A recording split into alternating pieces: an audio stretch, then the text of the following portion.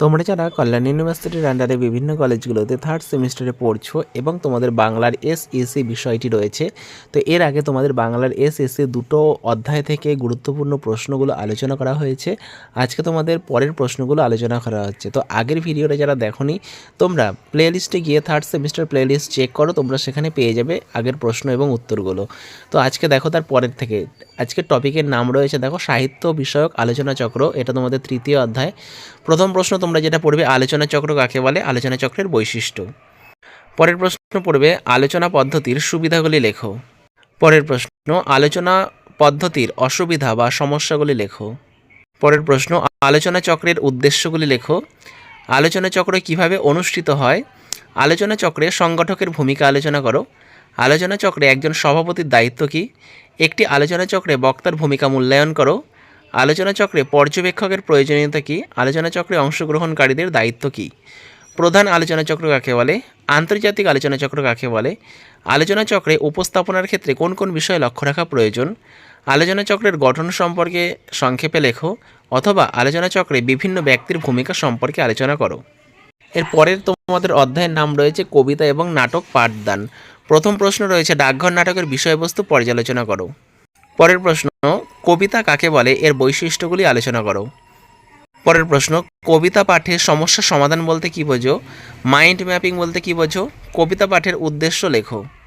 পরের প্রশ্ন, আদর্শ পাঠের বৈশিষ্ট্যগুলি আলোচনা করো। পরের প্রশ্ন, শ্রেণীকক্ষে পাঠদানের কয়েকটি সমস্যা আলোচনা করো। পরের প্রশ্ন, কবিতা পাঠের পদ্ধতিগুলির সম্পর্কে আলোচনা করো, অথবা শিক্ষার্থীদেরকে উদ্দেশ্যসমূহ অর্জন করানোর জন্য একজন শিক্ষার্থী যেসব পদ্ধতি বা কলাকৌশলের সাহায্য নিতে পারেন তা আলোকপাত করো। পরের প্রশ্ন, কবিতা পাঠদান পদ্ধতিকে সার্থক করে তুলতে শিক্ষকের কী কী করণীয়। নাটকের সংজ্ঞা দাও। দুটি প্রহসনধর্মী নাটকের নাম লেখো। কবিতা পাঠদানে কবিতার ছন্দ বিশ্লেষণ করতে কোন কোন দিকগুলি খেয়াল রাখতে হয়। পরের প্রশ্ন, শ্রেণীকক্ষে সরব পাঠ ও নীরব পাঠের তুলনামূলক উপযোগিতা সম্পর্কে আলোচনা করো। পরের প্রশ্ন, কবিতা পাঠে ব্যাকরণগত দিক পরিহার করতে হয় কেন। কবিতা পাঠে পাঠ বিশ্লেষণ বলতে কী বোঝায়। সরব পাঠ কাকে বলে। সরব পাঠের সুবিধাগুলি লেখো। সরব পাঠের অসুবিধা লেখো। নীরব পাঠ কাকে বলে। নীরব পাঠের সুবিধা লেখো আর নীরব পাঠের অসুবিধাগুলি লেখো। চর্বণা পাঠ কাকে বলে। সাধনা পাঠ কাকে বলে। নাটকে পাঠদানে সমস্যা সমাধান বলতে কী বোঝানো হয়েছে। নাটকের সংজ্ঞা ও বৈশিষ্ট্য দাও। এর পরের অধ্যায়ে রয়েছে তোমাদের প্রুফ সংশোধন। এখান থেকে কিন্তু তোমাদের বিভিন্ন প্রুফ সংশোধন করতে হবে, এগুলো কিন্তু তোমাদের প্র্যাকটিস করতে হবে। তো কিছু প্রশ্ন রয়েছে, সেগুলোও দেখে নাও। প্রুফ সংশোধন কাকে বলে বা প্রুফ সংশোধন কী। প্রুফ রিডার কী, প্রুফ রিডারের কাজ কী। প্রুফ সংশোধনের নিয়মাবলী আলোচনা করো। পরে তোমাদের প্রুফ সংশোধনের বিভিন্ন সাংকেতিক চিহ্ন রয়েছে, আর সেগুলো সম্বন্ধে পড়তে হবে। তো এগুলো তোমরা দেখে নাও।